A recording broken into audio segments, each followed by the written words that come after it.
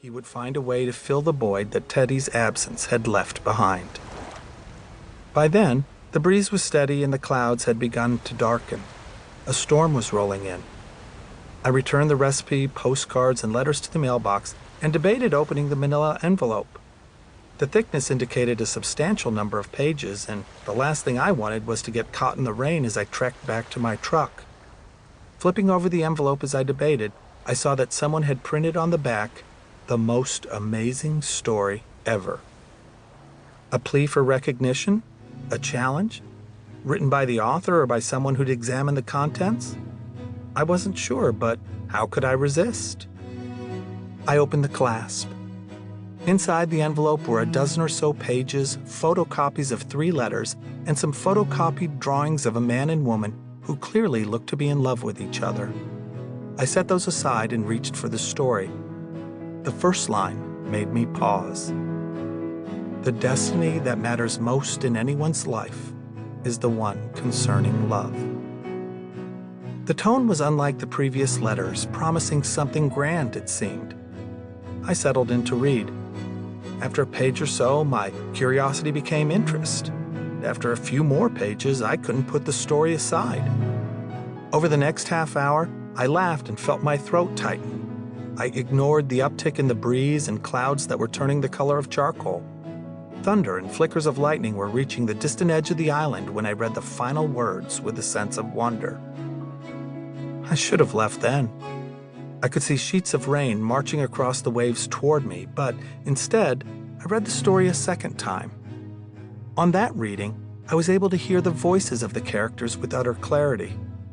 By the time I read the letters and examined the drawings, I could feel the idea taking shape that I might somehow find the writer and broach the possibility of turning his story into a book. But finding that person wouldn't be easy. Most of the events had taken place long in the past, more than a quarter century earlier, and instead of names, there were only single initials. Even in the letters, the original names had been whited out before the pages were copied. There was nothing to indicate who the writer or artist might have been. A few clues remained, however. In the part of the story dating back to 1990, there was mention of a restaurant with a deck out back and an indoor fireplace, where a cannonball allegedly salvaged from one of Blackbeard's ships sat atop the mantel. There was also reference to a cottage on an island off the North Carolina coast within walking distance of the restaurant. And, in what seemed to be the most recently written pages, the writer spoke of a construction project currently underway at a beach house on a different island altogether. I had no idea whether the project was now finished, but I had to start somewhere. Though years had passed, I hoped the drawings would eventually help me identify the subjects.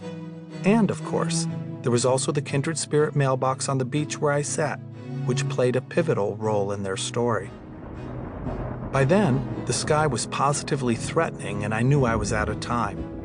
Sliding the pages back into the manila envelope, I returned it to the mailbox and hurried to my truck. I barely beat the downpour. Had I waited another few minutes, I would have been drenched, and, despite having my windshield wipers on high, I could barely see through the glass. I drove home, made myself a late lunch, and stared out the window, continuing to think about the couple that I'd read about on the pages.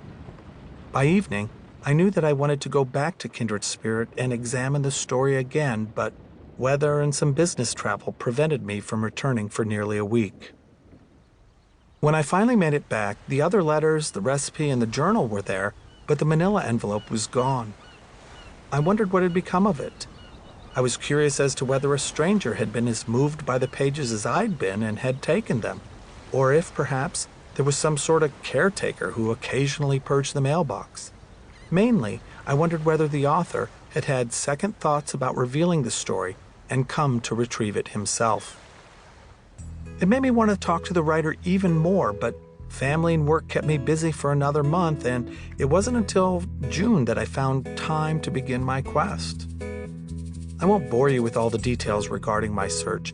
It took the better part of a week, countless phone calls, visits to various chambers of commerce and county offices where building permits were recorded, and hundreds of miles on the truck.